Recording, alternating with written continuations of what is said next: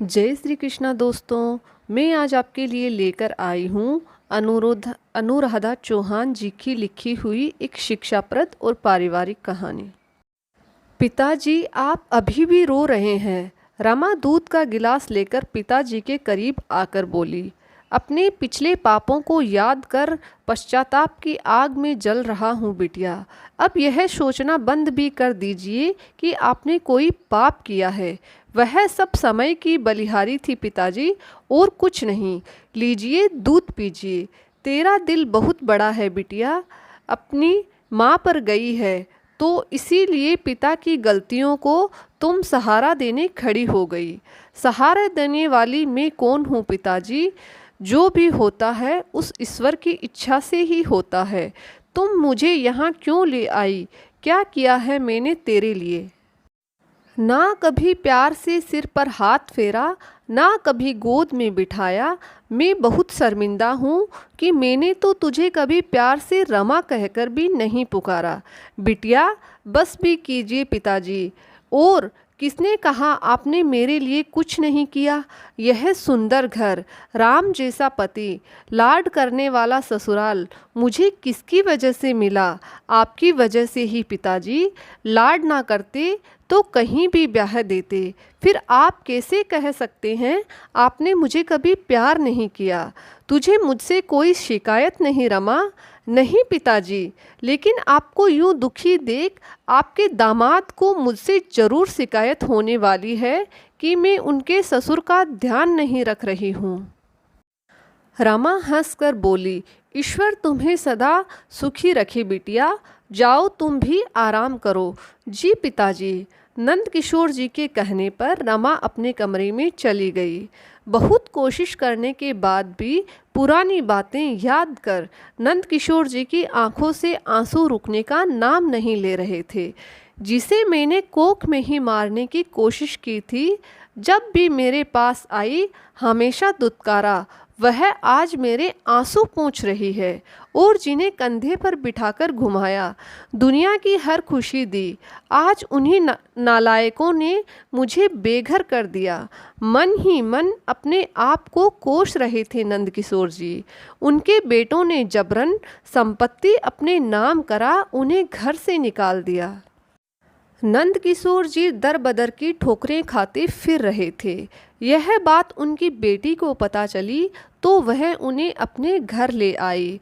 रमा रास्ते भर समझाती रही, पिताजी रोइए मत, मैं हूँ ना, मैं आपका ख्याल रखूँगी। आज नंद किशोर जी मन ही मन बहुत शर्मिंदा हो रहे थे। अपनी स्वर्गवासी पत्नी का शुक्रिया अदा कर रहे थे। मैं तेरा शुक्रगुजार हूँ कुंती। तेरे कारण रमा इस दुनिया में आई। अगर आज रमा ना होती तो मैं कहाँ जाता? नंद किशोर जी मन में उस दिन को याद कर रहे थे जब उन्हें पता चला कि कुंती की कोख में बेटा नहीं बेटी है। डॉक्टर साहब, कुंती की कोख में क्या है, बेटा या बेटी? नंद किशोर जी ने पूछा। जो भी है स्वस्थ है। वह किशोर जी आपको पता नहीं है तो बता दूं, बच्चों का लिंग परीक्षण करवाना अपराध है। आपकी पत्नी बहुत कमज़ोर है। आपको तो बस उनके खान पान और आराम का विशेष ध्यान रखना चाहिए।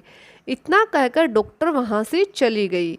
नंद किशोर जी इतने में कहाँ मानने वाले थे। उन्होंने जब तक पता नहीं कर लिया कि गर्भ में क्या है, वह कोशिशों में लगे रहे। कुंती, मुझे पता चल गया कि तेरी कोख में क्या है, लड़की है ना? तूने ही डॉक्टर को सच बताने से मना कर दिया था ना? क्या सोचा मुझे सच पता नहीं चलेगा? मैंने कुछ झूठ नहीं कहा जी। मैं माँ बनने वाली हूँ। अब पेट में बेटा हो या बेटी मुझे फ़र्क नहीं पड़ता। पर मुझे तो फ़र्क पड़ता है कुंती, मुझे बेटी नहीं चाहिए। सुनो, एक जगह बात कर आया हूँ, तुम कल सुबह मेरे साथ चलना। यह किस्सा हम यहीं ख़त्म कर देंगे। नहीं, मैं इस बच्चे को नहीं मरने दे सकती। आप चाहे कुछ भी कर लीजिए, पर मैं आपके साथ नहीं जाने वाली। बहुत जबान चलने लगी है तेरी, तू कैसे नहीं जाएगी, मैं भी देखता हूँ। नंद किशोर जी कुंती पर हाथ उठा देते हैं। कुंती भी मन ही मन अपनी बेटी को बचाने की जिद ठानी थी। बस कर ननवा, काहे मार रहा है, मर मरा गई तो जेल हो जाएगी तुझे, छोड़ दे उसे। दो छोरे हैं तो सही, एक छोरी हो भी गई तो कोई पहाड़ नहीं टूट जाएगा। माँ के चिल्लाने पर नंद किशोर बाहर निकल जाते हैं। शाबाश बहुरिया, जो मैं कभी ना कर पाई वह तूने कर दिया। बहुत चोट लगी ना तो दौड़कर मुझे बता नहीं सकता था कि तेरा बाप तेरी माँ को मार रहा है। अम्मा, बच्चे हैं, डर गए होंगे। आह, कुंती कराह कर बोली, बहुत पीड़ा हो रही है, रुक हल्दी वाला दूध बनाकर लाती हूँ। रहने दो अम्मा, यह तो ऊपरी चोटें हैं, आज नहीं तो कल भर जाएंगी। मन की चोट किस दूध से भरेंगी। अम्मा, यह पीड़ा भी सह लूँगी। बस बच्ची बच गई, मेरे लिए यही बहुत है। सब ठीक हो जाएगा कुंती, हिम्मत रख। नंद किशोर जी पूरी गर्भावस्था के समय कुंती को कोसते रहे, मानसिक यातना देते रहे। ऐसे ही तनाव भरे पलों में एक दिन रमा उनके जीवन में आ ही जाती है। पिताजी पिताजी, दादी कह रही है हमारी छोटी बहन आई है। आई होगी, मेरे तो दो ही राज दुलारे हैं, एक रूप किशोर और एक राज किशोर, है ना अम्मा।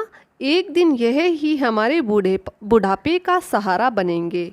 जिंदा रही तो देखूंगी। अभी तो तू कुंती का ध्यान रख, बहुत कमज़ोर हो गई है। उसे क्या देखना अम्मा, पहली बार माँ बनी है क्या जो पैर दबाऊं। एक तो सिर पर इस लड़की का बोझ लाद दिया, अब बड़ी आराम से पलंग तोड़ रही है। पिताजी, मुझे भी गोद में बैठना है। रूप किशोर को पिता की गोद में बैठा देख रमा नंद किशोर से जिद करने लगी। जा अपनी महतारी की गोद में बैठ, मेरी गोद में तो बस मेरे राजकुमार बैठेंगे। रमा रो कर रह जाती है। समय अपनी गति से चलता रहा। नंद किशोर जी के तानों से चिढ़कर अक्सर भूखी सो जाने से कुंती दिन पर दिन कमज़ोर होती चली जा रही थी।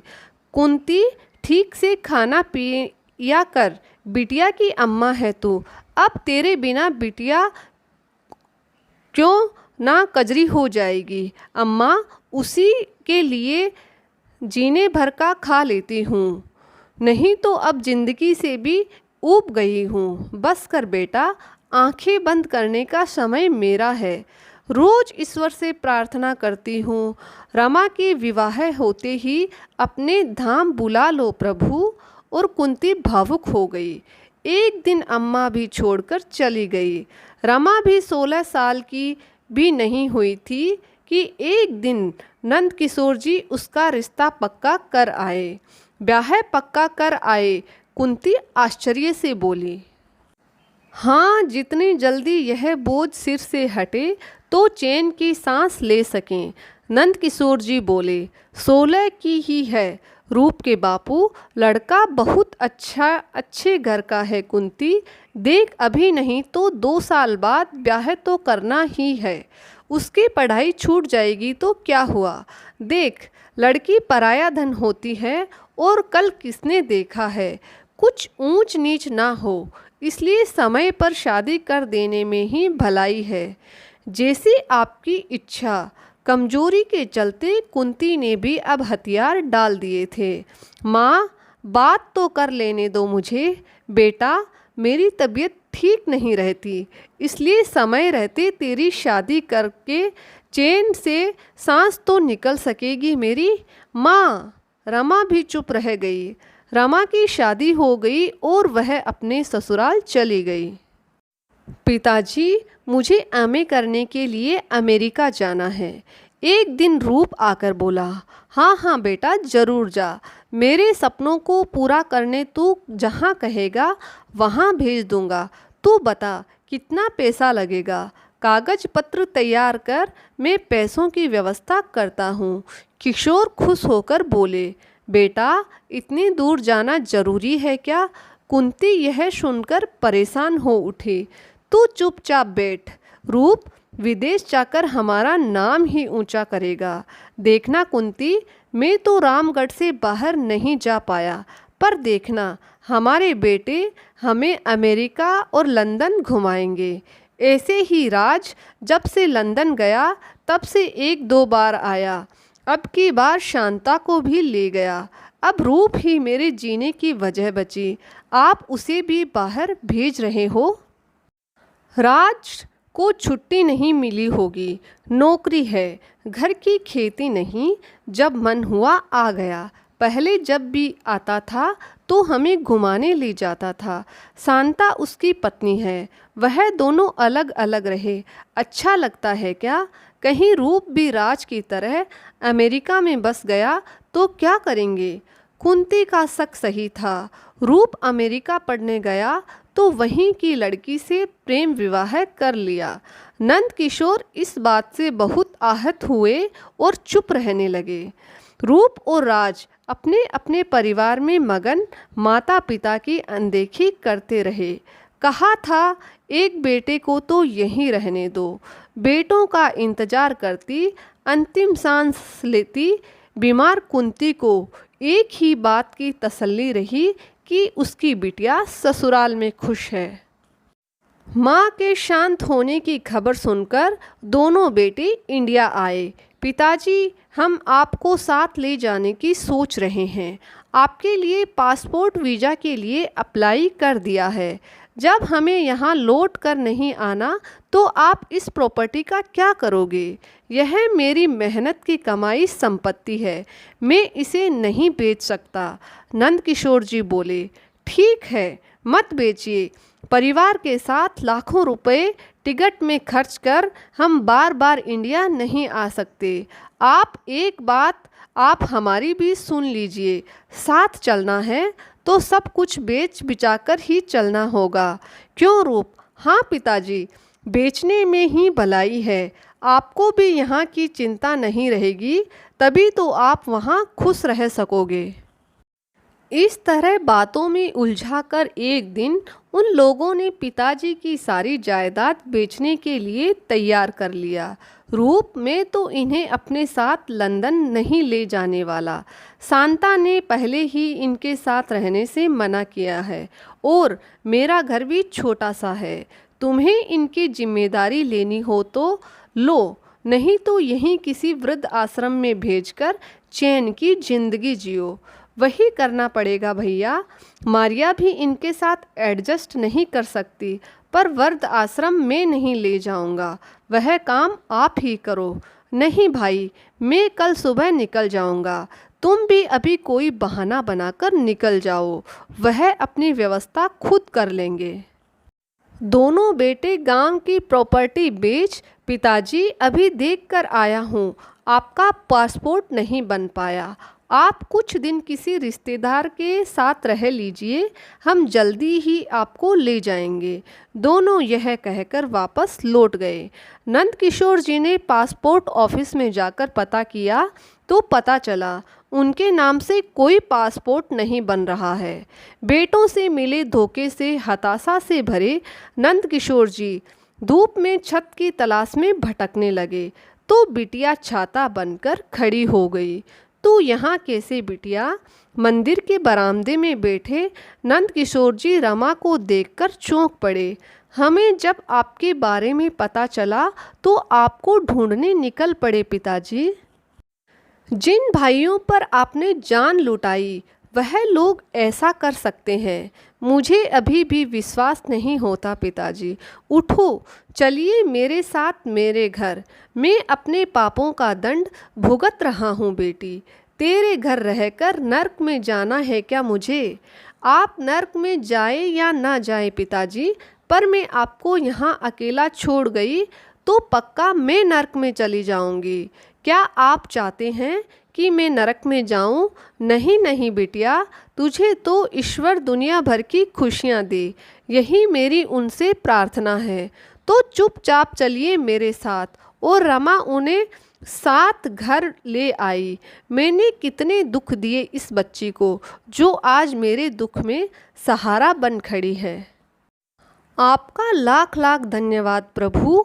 आज से इसके सारे दुख, हर तकलीफ मेरे हिस्से में लिख देना। मेरी बेटी दामाद को खुश रखना। नंद किशोर जी ने मन ही मन भगवान का धन्यवाद किया और आंखों में पश्चाताप के आंसू लिए अपनी गलती की क्षमा मांगी। तो दोस्तों, कैसी लगी आपको आज की कहानी? अगर कहानी अच्छी लगी तो चैनल को लाइक और सब्सक्राइब करना ना भूलिएगा। मैं ऐसी ही मनोरंजक और शिक्षाप्रद कहानियाँ आपके लिए लेकर आती रहूँगी। जय श्री कृष्णा।